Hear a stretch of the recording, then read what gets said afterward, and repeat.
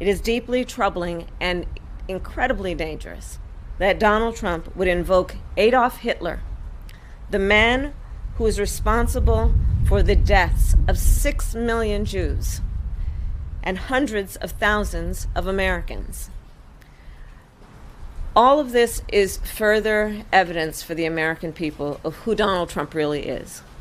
This is a window into who Donald Trump really is. You know, one other thing that you'll see next week, Caitlin, is Trump actually reenacting the Madison Square Garden rally in 1939. I write about this in my book. President Franklin Roosevelt was appalled that neo-Nazis, fascists in America were lining up to essentially pledge their support for the kind of government that they were seeing in Germany.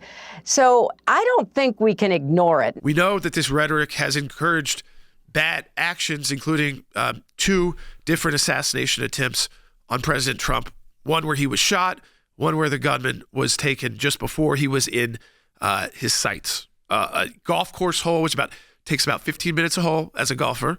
That's what he was away from, 15 minutes or less from being in the sights of someone else with an AR-15 who was inspired by political rhetoric to some extent. So we were supposed to bring it down. Instead, we're using words like Hitler, Nazi, and fascist coming from Hillary Clinton, coming from Harris.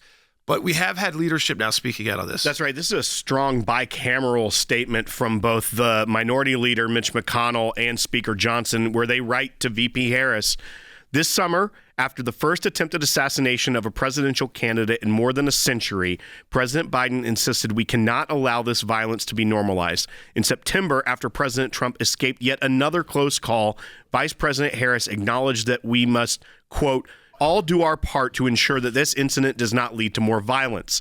These words have proven hollow. In weeks since the second sobering reminder, the Democrat nominee for President of the United States has only fanned the flames beneath a boiling cauldron of political animus.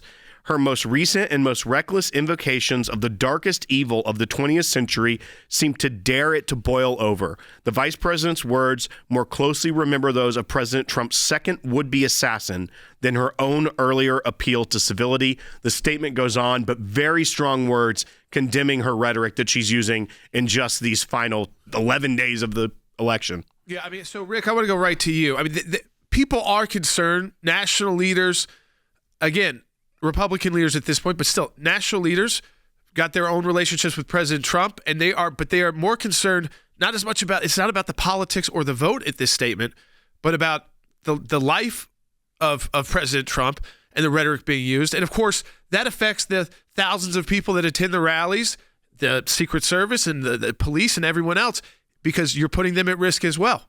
Really shocking that more people are not coming forward to tell Kamala Harris to knock it off. It's dangerous rhetoric.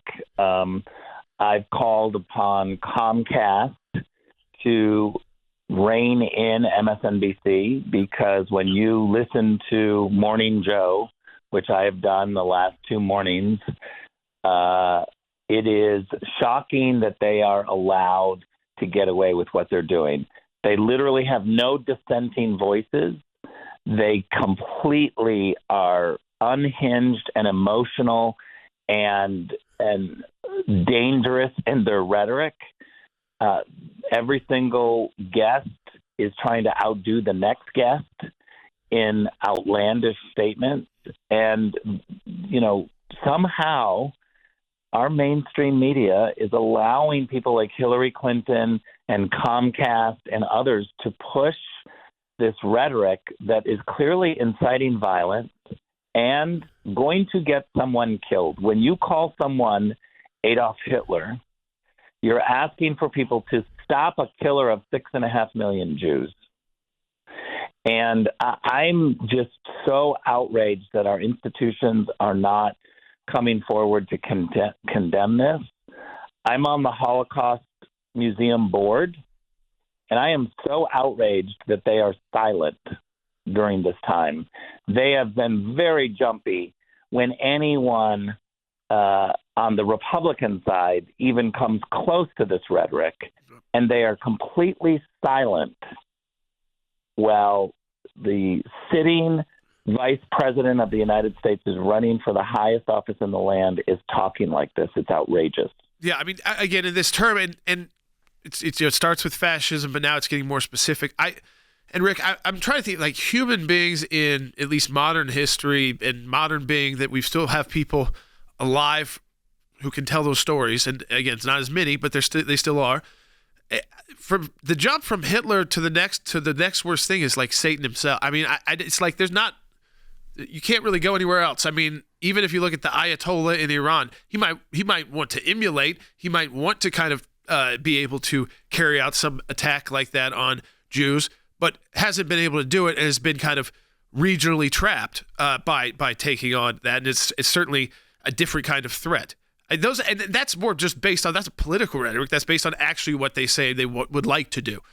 But so that jump there, and again, the idea is that if you said that, if you really believe that about someone, then preventing them from the White House, however it takes and whatever means necessary, would be some kind of patriotic move, especially if you're dealing with people who are slightly off kilter. Not too much, by the way.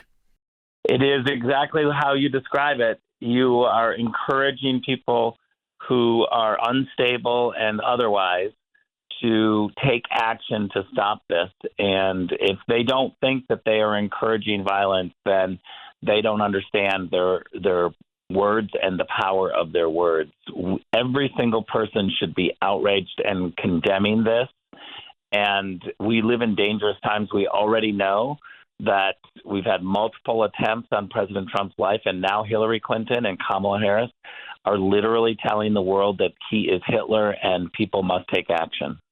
I think, Rick, listen, both of us would defend and fight for the First Amendment and tough political rhetoric. There are so many things you could say, and of course you can get creative. I think you're one of those people that gets creative too in political rhetoric. That's still very tough, very hard-hitting, but doesn't have to demonize a person to the extent of violence. You could say, I don't think they'd be good for the country. I think this is why. I think this would hurt us. It would hurt the economy. It could even put our troops at risk because of bad policies or not understanding and letting other people kind of just run with departments because she can't answer questions about the economy, can't answer questions about foreign policy. That's rhetoric is one thing.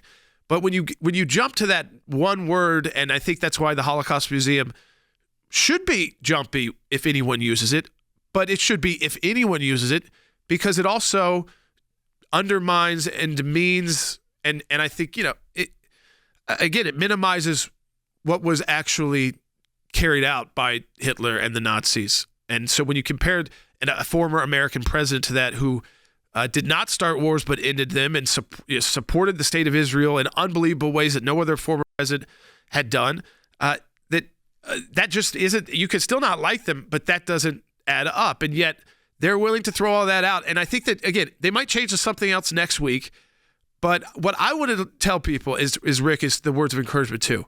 These early voting numbers, and again, no one should be sitting on their hands, because we've got to see this kind of early number. We want to see these numbers double and triple the final week of early voting next week. And I know you're like swamping the vote, and this idea again that those numbers are looking good, and that's why we need to make sure if people have early voted, they got to get their friends out. It is so important right now for people to understand that they have a role. They can't just sit by and watch this election play out for the next 11 days and then watch election returns and cross their fingers. That's not enough. We need people to literally, every single person listening to this, to call 10 people and tell them why you're voting for President Trump and why you think that it's important right now. What's happening to our country? And the best way for us to win elections is through personal contact. We spend millions and millions of dollars on commercials and literature and text messaging, but nothing works like a personal contact, like picking up the phone and asking someone to just chat. Did you vote? Let me tell you who I'm voting for. Let me tell you why. All of this personal contact is so credible because the people in your life actually listen to you more than the mail in the mailbox. And so every single person has to realize that they have a responsibility over the next 11 days to do something, not just sit back and cross their fingers. So we got about 30 seconds, Rick. I know you've been traveling across the country, and a lot of times you're with President Trump. Just an update, too, about what you're seeing on the ground and what you're picking up. Well, yesterday I was in Green Bay, Wisconsin, and Milwaukee. This morning I'm in Milwaukee, Madison, and then back to Milwaukee. Tonight I'll be in Grand Rapids. And tomorrow I'll be at the Michigan State game, just in the parking lot, talking to people about the importance of Donald Trump. I see on the ground a great excitement, but people have got to take that excitement and actually turn it into voting. So get out and vote. Yeah, I love those parking lots. It's part of what I did in a presidential campaign, running those events. And we had mini football. You get the footballs, I get people, and you can also really talk to a whole group of folks to make sure, as Rick said, it's that message that you can make a difference, that we really need you. We're the people that are just hardcore into this is not enough for us to win it without you getting out the vote. If people need a ride, if people need a place, do whatever you can. You've got more than just your ability to vote, but you can talk to people. You can help them get to the vote. You can help them watch their kids if they need to go vote. All of those things. Think about how you can add to the number.